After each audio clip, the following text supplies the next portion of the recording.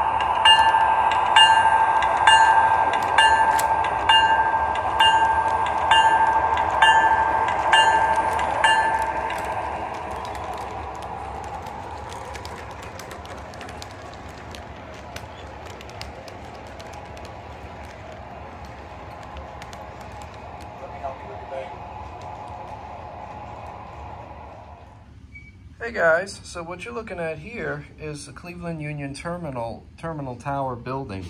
And underneath this really impressive building was the Cleveland Union Terminal train station, and that's the track plan for it. So, and the engines that would pull the trains in and out of Cleveland Union Terminal were these boxcab electrics here.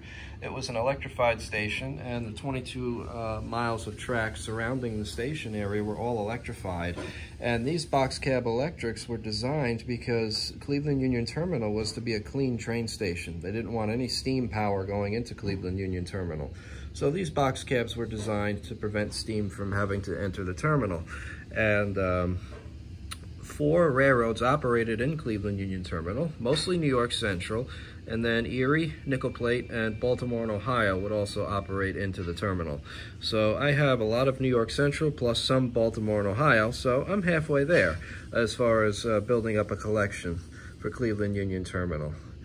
So it was a run-through train station, and I'm going to show you the track plan next. So this is the electrified territory, the electrified rail, and the trains would come in, stop at the station here, and then be pulled out by the box cabs. And then somewhere beyond this point here, they would switch back over to steam engine. So, and then here's a box cab running under the wire.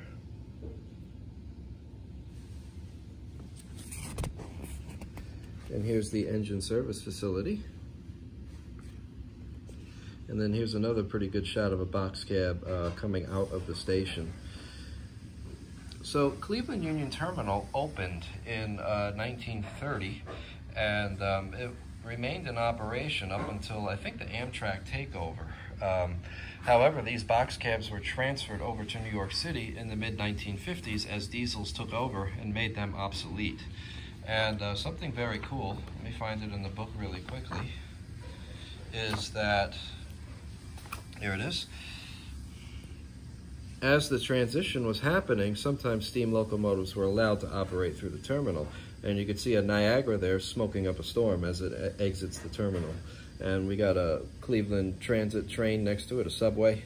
And then there's a Cleveland Union Terminal GP9. So the GP9s replaced the box cabs, and they wore New York Central paint. However, they were lettered Cleveland Union Terminal. So, and here's one right here.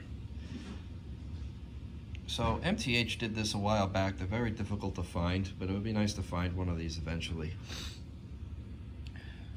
So for me, I would love to design in this room a very small version of this really impressive structure. So it would be very cool to do a double level where you have the terminal tower building sitting right above the track plan, and then I can have the trains pull in and out and be switched from steam to electric, and it would be nice to build the live wires too. So this is a project for down the line. I'm just kind of sharing my ideas right now, but this is something I would definitely love to do. And you know, I have an idea to make it fit in here. But the first thing I will build is that Port Jefferson branch layout I talked about a couple of months ago. But this is definitely on my wish list of things to build. And I've always been impressed by Cleveland Union Terminal, and because it's just something that hasn't really been covered before in O gauge. I've seen it covered in HO a little bit, and you know, these box cabs have also not really been produced before. Sunset Models did a brass version in the mid-90s, but that's it. They've never been produced in you know, in mass quantities before. So these MTH models are pretty good. It's a P2 electric with pantographs. So the real box cabs were P1As, and I've started the process of making them look more like P1As, starting with adding better pantographs to them. There's a lot of truck detail and undercarriage detail that's missing that I'll eventually put in. Also, the whistle, that steamboat whistle is missing. It goes right next to the bell on either side. And then there's also marker lights missing. So I'd like to drill holes and install marker lights, provided that the electronic board to directionally control the marker lights is in the engine. I have never opened these up yet. And then also, if you look over here at these small vents on either side of the large vent, those should be windows. So that's another thing that MTH did not retool for these. And let me see if I could find a decent picture in the book really quickly. So here we go. You could see the windows. So that is something I probably won't be able to do because I'll destroy the shell. But all the other details, you could see some of that piping and all those extra parts down there. I'll be able to put those in eventually. The same with the marker lights and so forth. But for now, let's just watch some more trains go. And I hope you enjoyed the first few clips. And I just wanted to share my ideas with you regarding Cleveland Union Terminal. So right now, we're going to watch these box cab electrics do some steam to diesel, you know, steam engine swaps. So, sorry, I got tongue-tied there. So, thanks guys, enjoy.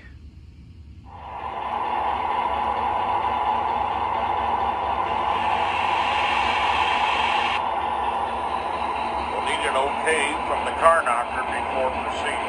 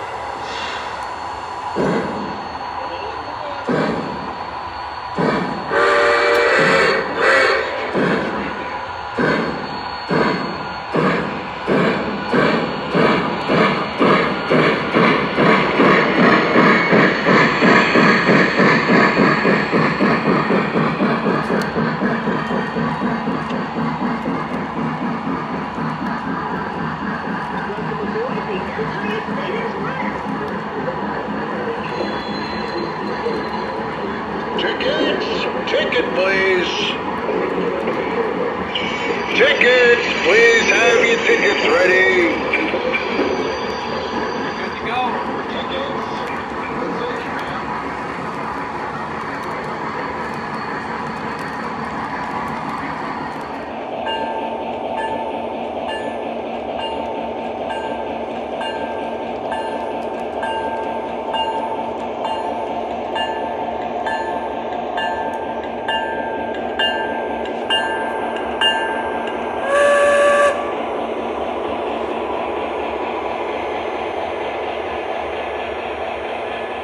Hey guys, so what you're looking at here is the 20th Century Limited stopped outside of Cleveland to do a mail and express exchange and also a crew change. And a single box cab electric would push a single baggage car out to meet the 20th Century Limited to do that exchange. So that's what you're seeing here. The next video to follow is going to be a running video of New York Central water level route trains from the World War II era up until Amtrak. So I'll be able to get that done in 1 or 2 videos, and that's what's going to be coming up next. So thanks guys for watching, and I'll talk to you in the comments section. Bye-bye.